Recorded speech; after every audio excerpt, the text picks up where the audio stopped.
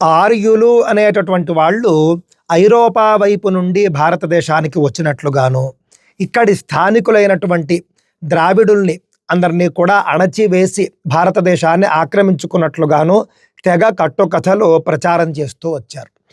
ఆర్యులు అనంటే వాళ్ళ పరిభాషలో బ్రాహ్మణులు, క్షత్రియులు, వైశ్యులు అట. ఇక్కడ ఉన్నటువంటి స్థానికులందరూ కూడా శూద్రులట. కావున ఇతర ఖండం నుండి, పశ్చిమ యూరోప్ నుండి వచ్చినటువంటి ఆర్యులు ఇక్కడ ఈ విధంగా వాళ్ళ యొక్క సంస్కృతిని స్థాపన చేశారు అని చెప్పేసి చెబుతూ ఉన్నారు. ఇంత అజ్ఞానంగా సిద్ధాంతాలు ఎలా రాస్తారో తెలియదండి. ఆర్యులు అక్కడి నుండి ఇక్కడికి వచ్చిన తర్వాత వేదాలు రాసుకున్నారు, పురాణాలు రాసుకున్నారు, ఇవన్నీ కూడా చెబుతూ ఉంటారు కదా. ఒక్క పురాణంలోనైనా, ఒక్క వేదంలోనైనా, ఒక్క ఇతిహాసంలోనైనా ఐరోపా ఖండంలో ఉన్నటువంటి ఒక నది గురించి కానీ, ఒక చెట్టు గురించి కానీ, ఒక క్షేత్రం గురించి కానీ, అదేవిధంగా అక్కడ మాత్రమే మనకు కనిపించేటటువంటి పువ్వుల గురించి కానీ, అక్కడ కనిపించేటటువంటి జీవజాతి గురించి కానీ ఎందుకు మన వాంగ్మయంలో లేదు? ఆర్యులనే వాళ్ళు అక్కడి నుండి వచ్చినట్లయితే, ఆర్యులనే వాళ్ళ సంస్కృతే కనుక ఇప్పుడు ఉన్నటువంటి హైందవ సంస్కృతి అయి ఉంటే కనుక వాళ్ళ దేశంలో ఉన్నటువంటి దేని గురించి చెప్పకుండా వాళ్ళు వలస వచ్చినటువంటి ఇక్కడి గొప్పదనాన్నే ఎందుకు భజన చేస్తారు?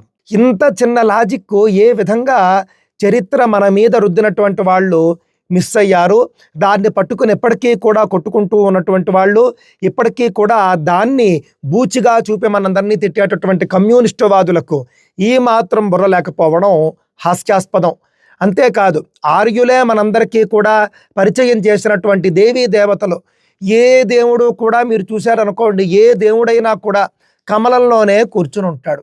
పాపం అక్కడ ఐరోపాలోని ఎక్కువగా వికసించేటటువంటి తులిప్ పువ్వులు కానీ, ఒక రకమైనటువంటి రోజు పువ్వు అక్కడ ఉంటుంది. వేటిలోనూ కూడా మన దేవీ దేవతలు కూర్చోరు. భారతదేశంలో మాత్రమే కనిపించేటటువంటి కమలంలో కూర్చుంటారు. మరి ఎందుకంటే అక్కడ వాళ్ళయి ఉంటే కనుక వాళ్ళ దేవీ దేవతలందరూ కూడా తులిప్ పువ్వులో కూర్చోవాలి కదా. ఈ విధమైనటువంటి బుర్రా బుద్ధి లేని సిద్ధాంతాలు మన మీద రుద్దారు. దురదృష్టవశాత్తు నేటికి మనం అవే చదువుకుంటూ ఉన్నాము కాలేజీల్లో.